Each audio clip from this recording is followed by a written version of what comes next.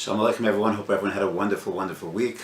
We just finished our Yarchei Kal in Yeshiva, which was so uplifting, so many families in Yeshiva, so many parents, a beautiful Shabbos that we had last week, Parshas Yisro in the Old City, with so many families that joined us for Shabbos. It was really, really uplifting, and now we move into a regular week in Yeshiva, and next week we have our Eilat Tiyul, and Baruch Hashem, good things going. So it's Parshas Mishpatim.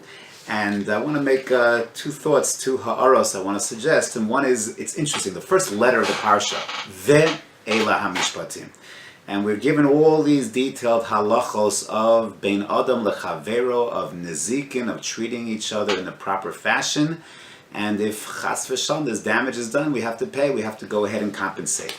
And it's interesting, when you look at the end of last week's parsha of Kabbalas HaTorah, right after Kabbalas HaTorah, we move right into Ve'ela HaMishpatim.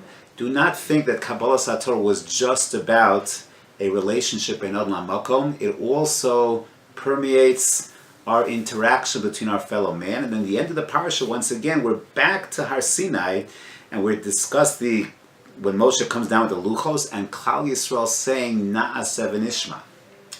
So it's quite interesting. We open up last week's parsha, Kabbalas HaTorah, then detailed Ve'ela HaMishpatim, and then once again back to Kabbalas HaTorah. And I think the structure of the Chumash over here is very, very telling. A person could easily make the mistake that what the Torah is telling us, what the Torah is speaking to, is my relationship with Hashem.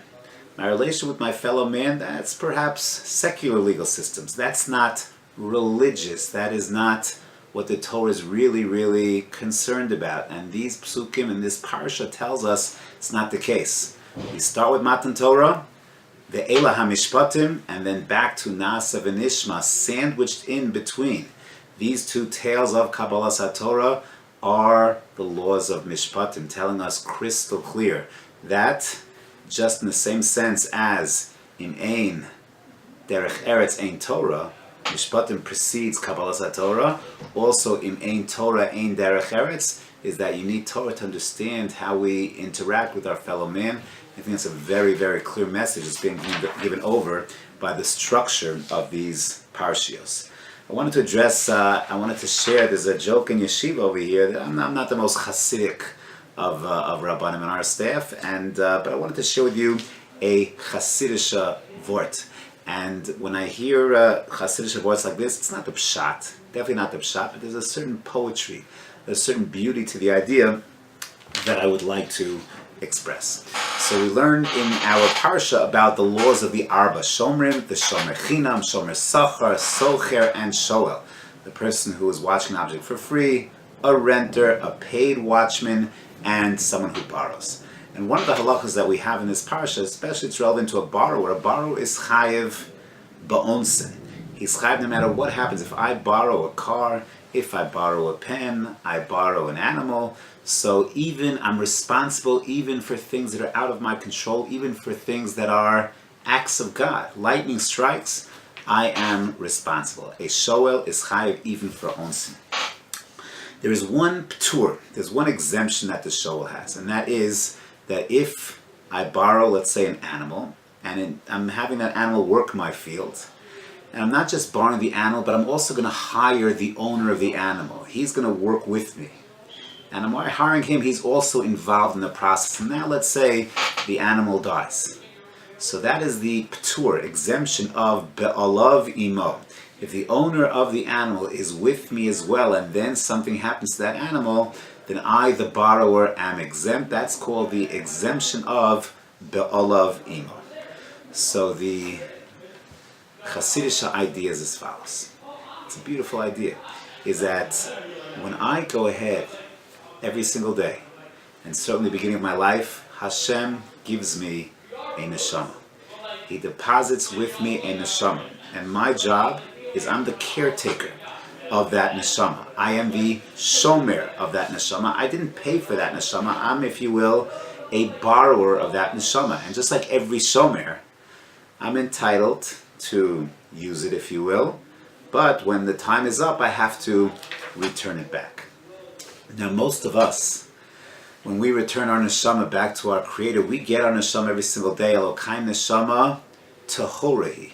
We get it very pure. we get it in a perfected state.